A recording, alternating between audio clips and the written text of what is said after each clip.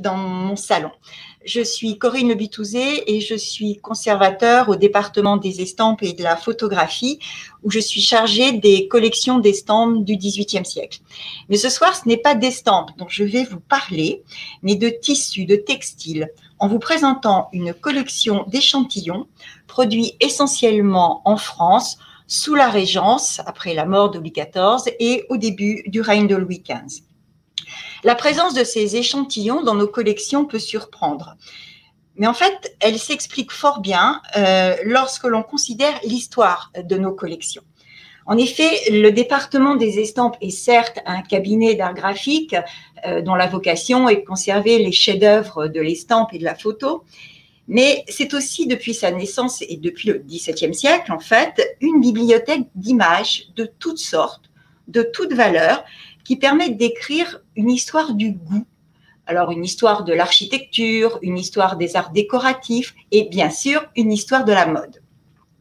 Et les conservateurs n'ont pas hésité, depuis en fait le XVIIIe siècle, à faire entrer de temps en temps, ce n'est pas notre cœur de cible non plus, des pièces qui ne sont pas des images, mais qui viennent éclairer, compléter nos collections d'images. Ainsi, en janvier 1789, Hugues Adrien Joly, qui à l'époque était garde du cabinet des estampes, comme on disait alors, obtient de participer à une vente aux enchères où sont dispersés les livres et les collections d'art du maréchal de Richelieu, qui était mort quelques mois auparavant. Et la plus belle acquisition de Joly est un ensemble de 52 volumes intitulé « Anecdotes de notre temps ». Alors, c'est un ensemble de volumes composé de notes manuscrites, de dessins, d'estampes, qui racontent l'histoire de France, la grande comme la petite, entre 1715 et 1740 environ. Et parmi ces 52 volumes, Joly a tout particulièrement repéré 8 gros albums d'échantillons de tissus contenant des exemples de la production textile essentiellement française, entre 1715 et 1737. Les volumes entrent donc dans les collections du cabinet sous le nom de collection Richelieu. Le maréchal de Richelieu, que vous voyez à gauche de votre écran, donc le dernier propriétaire de la collection, est un grand aristocrate, arrière-petit-neveu du cardinal de Richelieu, le ministre de Louis XIII. C'est un familier de Louis XV, de la marquise de Pompadour, et il faut bien dire qu'il a surtout laissé une trace dans l'histoire par son libertinage et ses très nombreuses aventures galantes. Et il avait la réputation d'être un homme assez futile, assez vide en fait, et on avait du mal à comprendre pourquoi il s'était lancé dans une telle collecte. Et grâce à la découverte récente d'un document dans les archives du département des estampes, nous savons maintenant que les anecdotes de notre temps et leurs tissus donc ont été collectés par un autre grand aristocrate, le comte de Maurepas, que vous voyez à droite, qui était ministre de Louis XV, puis quelques années plus tard, il a été exilé pour avoir déplu à la Pompadour, il est devenu ministre de Louis XVI. Et ce Maurepas, qui donc au début de sa carrière est sous Louis XV secrétaire d'État à la marine, s'intéresse aux sciences, s'intéresse à la géographie, aux techniques maritimes et à la rivalité commerciale qui oppose à cette époque la France et l'Angleterre. Et il s'est amusé à collecter pendant une période assez courte, certainement entre 1720 et 1740, des chansons, des libelles, des dessins, des estampes qui témoignent des événements contemporains. Et il a ajouté à cette collection de papier une collection donc de 8 volumes de tissus qui avaient été rassemblés par un de ses collaborateurs au sein des bureaux du secrétariat d'État à la marine, dans le but vraisemblablement de montrer l'excellence des manufactures françaises, des manufactures de textiles françaises, et de montrer leur capacité à concurrencer l'Angleterre.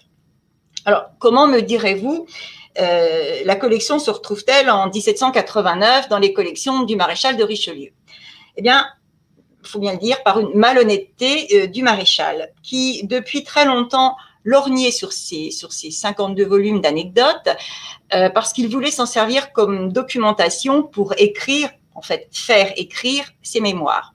Et il avait fini par circonvenir un secrétaire de Maurepas qui lui avait vendu dans le dos de son maître les anecdotes de notre temps. Alors, pour ajouter du piquant à l'affaire, il faut noter que Richelieu et Maurepas se détestaient cordialement. Donc, vous voyez à l'écran l'un de ces 8 volumes. Malheureusement, les reliures d'origine qui étaient en parchemin vert n'ont pas été conservées. Elles ont été remplacées au XIXe siècle par des reliures de très mauvaise qualité et nous sommes en train de les réhabiller, en quelque sorte, de réhabiller les volumes, en quelque sorte, avec des reliures de conservation. Un des 8 volumes a gardé sa page de titre, vous la voyez au centre de l'écran. Et donc, dans un élégant cartouche dessiné, on peut lire « Recueil de rubans de notre temps, commencé en 1732 pour servir de suite au livre des anecdotes de notre temps ». Vous voyez à droite une photo d'un de ces albums et vous pouvez voir que les échantillons sont collés à même les pages du volume. Et ça, c'est ce qui fait le grand intérêt scientifique de la collection Richelieu. Les échantillons sont très souvent accompagnés de notes manuscrites qui donnent le nom du tissu, son lieu de production, son prix et parfois même son usage. La collection compte près de 5000 échantillons et est majoritairement constituée de rubans. Le ruban, au XVIIIe siècle, est un accessoire de mode très important. Les hommes et les femmes les utilisent pour orner les robes, les vestes, les chapeaux, les cannes, les poignées d'épée, etc. Et donc, vous voyez dans ce charmant tableau de François Boucher, une marchande de mode qui vient présenter sa marchandise à une élégante. Et au premier plan, on peut voir la boîte de la modiste qui déborde de rubans, tandis que la jeune femme est en train d'examiner une des pièces que lui a présentée la marchande de mode. Il est fréquent au XVIIIe siècle, si maintenant on entre un peu plus avant dans la collection, il est fréquent au XVIIIe siècle de voir la mode coller de près à l'actualité et puiser des idées de noms, voire même de modèles, dans des événements pour lesquels le public se passionne.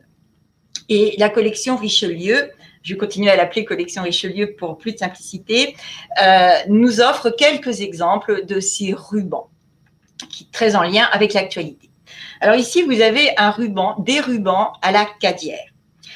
L'affaire de la Cadière a défrayé la chronique française et européenne en 1730 et 1731. L'histoire commence à Toulon. Une jeune fille, Catherine Cadière, qui est sujette à des crises de mysticisme qui se manifestent par des visions, voire des convulsions, accuse un des prédicateurs de la ville, le père Girard, un jésuite, de l'avoir violée et de l'avoir contrainte à avorter. Elle va porter l'affaire devant la justice, une enquête est diligentée. Alors, l'affaire prend prend pas mal de temps, il y a plusieurs procès et finalement, en 1731, le Parlement d'Aix renvoie les 2 protagonistes dos à dos. Et en fait, si l'affaire a pris autant d'importance à cette époque-là dans l'opinion, c'est qu'on est en pleine opposition entre les jésuites et les jansénistes et que les partisans des 2 camps utilisent cette sordide affaire qui, en plus, passionne le public par son côté graveleux. Donc, vous voyez à droite de l'écran une des nombreuses estampes qui ont été publiées à l'occasion de l'affaire de la Cadière. Il y a également pas mal de chansons sur le sujet. Et donc, des rubans où on voit les 2 protagonistes de l'affaire, le père Girard et la Cadière. Dans un registre plus léger, les rubans peuvent aussi célébrer les plaisirs de la vie parisienne. Donc, vous voyez à gauche de l'écran 2 rubans, à l'Arlequin et à Polichinelle, qui célèbrent le retour à Paris de la troupe, en 1716, de la troupe des comédiens italiens. Louis XIV les avait expulsés en 1697 parce qu'il s'était montré très insolent, en particulier à l'endroit de Madame de Maintenon. Et le régent, le duc d'Orléans, qui est un homme qui aime les arts et le théâtre, dès son arrivée au pouvoir, donc en 1716, les fait revenir et les réinstalle dans leur hôtel de Bourgogne. Alors malheureusement, on a eu un petit problème technique, je ne peux pas passer dans Gallica pour faire des zooms, mais vous pouvez voir que sous ces rubans, vous avez un petit texte qui explique l'histoire que je viens de vous raconter. Quelques années plus tard, le jeu de la roulette, celui qu'on connaît vraiment actuellement dans les casinos, fait son apparition dans les salles de jeu parisiennes. Et donc, aussitôt, un ruban est publié, donc qui reprend le motif de la petite roue avec ses compartiments, et le ruban prend le nom de ruban de la roulette. Mais le ruban, pardon, excusez-moi, mais le ruban peut être aussi politique. En 1733 se déroule en Pologne l'élection du nouveau roi. La couronne polonaise ne se transmet pas par voie dynastique, mais par élection des grands du royaume réunis en diète. À cette époque-là, on a deux candidats en lice, Stanislas Lesinski, le beau-père de Louis XV, qui est donc soutenu par la France, et Auguste, l'électeur de Saxe, qui est soutenu par la Russie et par l'Autriche. Et les partisans de chacun des deux camps portent des rubans. Alors ici, vous voyez un ruban des partisans de Stanislas Lesinski, SR, Stanislas Rex. L'affaire est très compliquée. Dans un premier temps, Stanislas est élu. Donc, vous voyez le ruban qui est publié, qui est fabriqué à Danzig à cette occasion, qui dit « Vive Stanislas, roi de Pologne ». Et le texte qui accompagne le ruban nous précise que les dames en portaient dans leur coiffure, les hommes le portaient attaché à la boutonnière avec une médaille où était l'empreinte du roi Stanislas, d'autres le portaient à leur canne ou en nœud d'épée. Et le texte de l'échantillon de gauche précise de manière assez amusante que certains ne souhaitaient pas prendre parti, ni pour Stanislas, ni pour Auguste. Et donc, il existait un ruban, vive le roi, qui ne mangeait pas de pain. Finalement, c'est Auguste, l'électeur de Saxe, qui est élu, et l'affaire va se solder par une guerre, la guerre de succession de Pologne, entre la France et l'Autriche. Alors, la collection Richelieu témoigne par des centaines, voire sans doute des milliers d'échantillons de la richesse de la production des deux principaux centres rubaniers français, Paris et Lyon. Et là, vous voyez j'espère que vous arrivez à le voir sur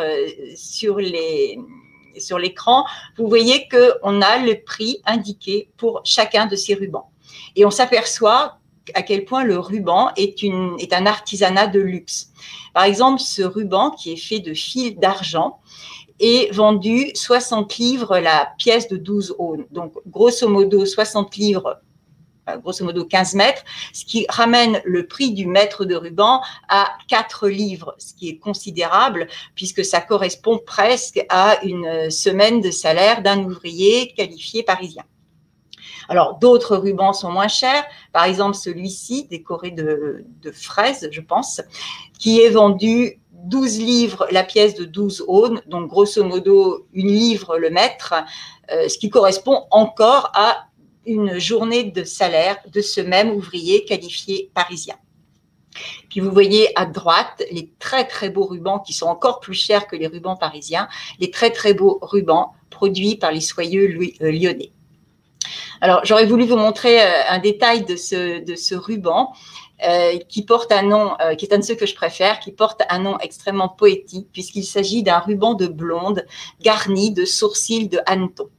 Alors, la blonde, c'est une dentelle faite avec des fils de soie qui en fait prend son nom de la couleur légèrement jaune argenté du fil au moment où il est travaillé.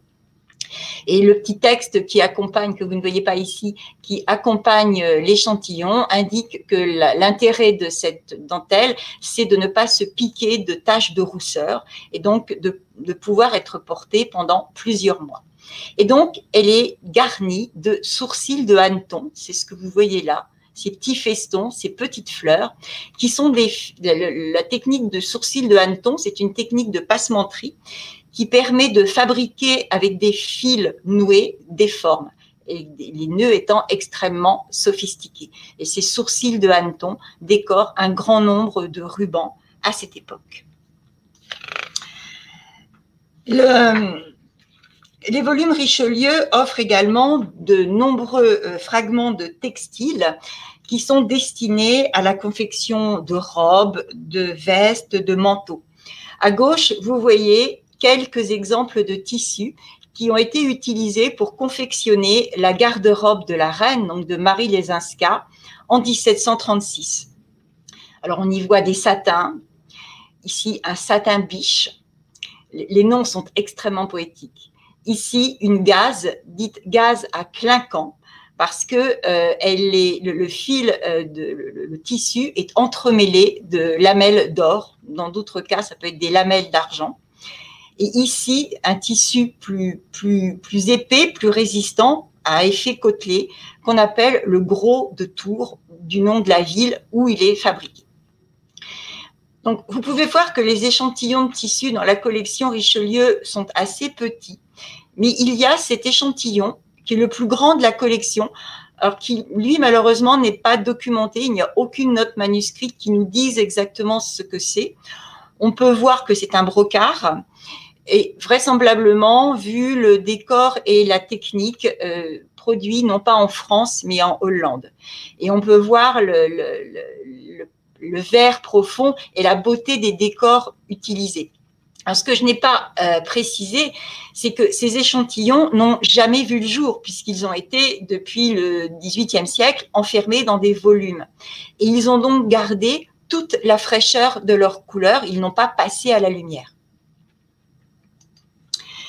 On va demander également, évidemment, au tissu d'être chaud, d'être imperméable, et c'est le cas de ces pluches ou peluches, qui c'est une espèce d'étoffe qui ressemble au velours. Et la partie, ce que nous raconte le petit texte donc en dessous de l'échantillon, c'est que cette peluche, qui est fort légère et fort chaude, a commencé à être utilisée pour fabriquer des redingotes, en quoi on prétendait que la pluie ne traversait point. Cependant, quand elle y est longtemps exposée, elle s'en remplit, elle s'en remplit comme une véritable éponge. Donc, ce tissu n'est pas vraiment imperméable. Il n'empêche qu'on a continué à l'utiliser pour faire des habits, des vestes et des culottes. Et puis, vous avez à droite un autre type de peluche, de la peluche de soie, donc qui est vraiment plucheuse, on dirait presque des tissus qu'on voyait dans les années 1970. Et vous voyez le côté très pétant des couleurs, le jaune ici fait presque mal aux yeux. Et ces peluches de soie étaient utilisées, nous dit le texte, pour faire des doublures de vestes, de redingotes, de juste au corps, et également pour réaliser des revers sur les manches de robes de chambre. Alors, la collection Richelieu ne se contente pas de nous montrer des tissus extrêmement luxueux. L'auteur de la collection sait que pour battre l'Angleterre sur son terrain, il faut aussi fabriquer des tissus plus rustiques avec des usages plus pratiques. Et il nous entraîne au fil des 8 volumes dans un véritable tour de France des manufactures. Ici, j'ai pris l'exemple des manufactures de Rouen. Rouen est un gros centre de production textile au XVIIIe siècle. Et j'ai pris ici 2 exemples de production rouennaise. Ici, des mouchoirs à tabac, dont le texte nous dit qu'ils sont produits en très grande quantité. Ils sont produits plus de 30 000 pièces par an. Et ces mouchoirs à tabac, donc qui sont des mouchoirs de coton et de fil, ont la particularité d'être teints dans des couleurs sombres pour que la salive des personnes qui chiquent ou qui prisent ne vienne pas faire des taches trop voyantes sur un mouchoir. À droite, le kouti. Le kouti, c'est un tissu, un tissage très serré, très résistant, qui est utilisé ici, vous le voyez, pour faire des habits de chasse, donc d'où le nom de kouti de chasse, mais qui est également très utilisé pour faire les costumes, les habits des domestiques et des gens d'écurie, nous précise le texte. À Marseille, c'est l'indienne qui triomphe. Alors, l'indienne, c'est un tissu qui, comme son nom l'indique, a son origine en Inde. Et c'est une étoffe de coton peinte ou imprimée en couleur. Alors ici, il s'agit de tissus imprimés. Et dès leur apparition en fait sur le marché européen au XVIe siècle, par le biais des importations, elles connaissent un grand succès parce que ce sont des tissus légers et plus faciles à entretenir que les lourdes soieries et les lourds brocarts qu'on utilisait à l'époque. Et ça connaît un tel succès que au XVIIe siècle, en 1686 ou 1686, oui c'est ça, Louis XIV décide d'en interdire et l'importation et la production parce qu'on s'était mis à imiter ces toiles dans les manufactures européennes. Ça n'empêche, cette interdiction qui va durer jusqu'en 1759 n'empêche pas que des centres de manufacture d'indiennes se créent en France, en particulier à Marseille. Et ces toiles sont pour beaucoup destinées à l'exportation. Elles servent par exemple de monnaie d'échange pour les marchands négriers lorsqu'ils vont échanger des esclaves africains. D'où le nom de Guinée que l'on voit inscrit ici. Marseille imite également des toiles du Moyen-Orient, comme ici ces agémis. Donc l'agémis, c'est une toile bleue, une toile indigo sur laquelle on a imprimé des motifs rouges et blancs. Et puis ici, un tissu qui est vraiment à l'origine d'un certain type de tissu provençal qui existe encore, ce qu'on appelle les chafarcani, alors qui devient les chifraconi sur le manuscrit, qui est un tissu en fait originaire de la région d'Alep et qui est une toile de coton blanche imprimée avec des motifs rouges. Alors, j'ai commencé ma visite dans les boudoirs des élégantes. Je la terminerai avec une production beaucoup moins chic, beaucoup moins luxueuse, mais pour lesquels les témoignages que l'on a dans la collection Richelieu sont extrêmement émouvants. Ce sont des manufactures qui sont installées à proximité d'établissements pénitentiaires. Donc, à l'Arsenal de Brest, par exemple, est associée une manufacture à Pontagnoux qui emploie des filles repenties, littéralement casernées dans une sorte de maison de correction à proximité, tenue par des religieuses, à proximité de la manufacture. Et ces femmes tissent les toiles qui vont servir à fabriquer les voiles de la marine royale. Vous vous souvenez peut-être que la collection a été constituée dans les bureaux du secrétaire d'État à la Marine. Donc, il n'est pas étonnant de voir la précision qui est apportée à la description de ces toiles et de voir comment on met en relation tel type de tissage et tel usage de voile. Par exemple, la toile à 3 fils est utilisée pour les grandes voiles et les misaines, alors que la toile à 2 fils est utilisée pour les voiles d'artimon. Et pour finir, nous allons passer par le bagne de Marseille. Donc, le bagne, à cette époque-là, à Marseille, c'est pas le bagne tel qu'on va l'entendre à partir de la seconde moitié du XVIIIe siècle et au XIXe siècle. C'est en fait le cantonnement, le casernement, des forçats qui ont été condamnés aux galères. Et à partir de 1700, un entrepreneur privé obtient l'autorisation d'associer au bagne une manufacture de tissus qui emploie les forçats lorsque les dits forçats ne sont pas en campagne sur la mer dans leur galère. La manufacture produit des tissus assez renommés, en particulier des draps de couleur très solides, mais, et c'est ça que je trouve extrêmement émouvant, elle produit également, les forçats fabriquent également les tissus qui vont servir à fabriquer leur uniforme. Donc, vous voyez ici du cordilla qui sert à fabriquer les bas, des forçats. Ici, vous voyez de la rillette qui sert à fabriquer les chemises. Alors, je ne peux pas vous montrer encore une fois un gros plan, mais quand vous les verrez en gros plan sur Gallica, vous verrez à quel point le tissu devait être rêche et à quel point ça devait gratter. Ici, vous avez de l'étoupière qui sert à fabriquer les caleçons et à doubler les fameuses casaques des forçats, ces casaques rouges, puisque le forçat avait un uniforme rouge de manière à ce qu'on puisse le repérer de loin. La manufacture du bagne de Marseille fabrique également des toiles pour les voiles, hein, on les voit ici.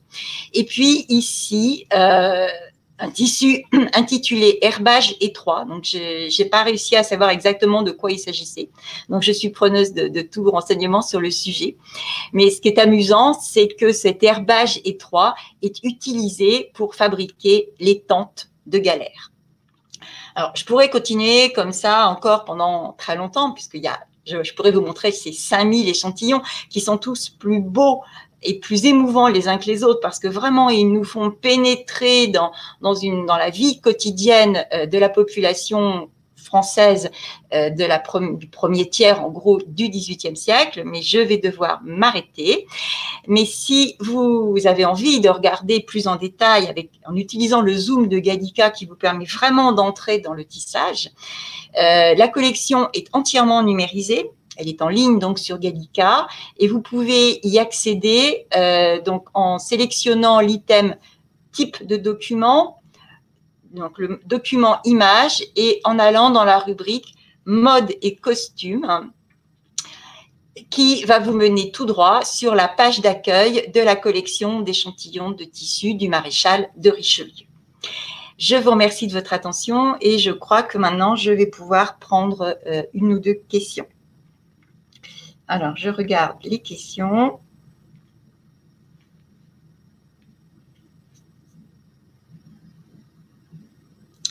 Alors, question, la BNF conserve-t-elle des catalogues de toutes les époques jusqu'à nos jours de la production française?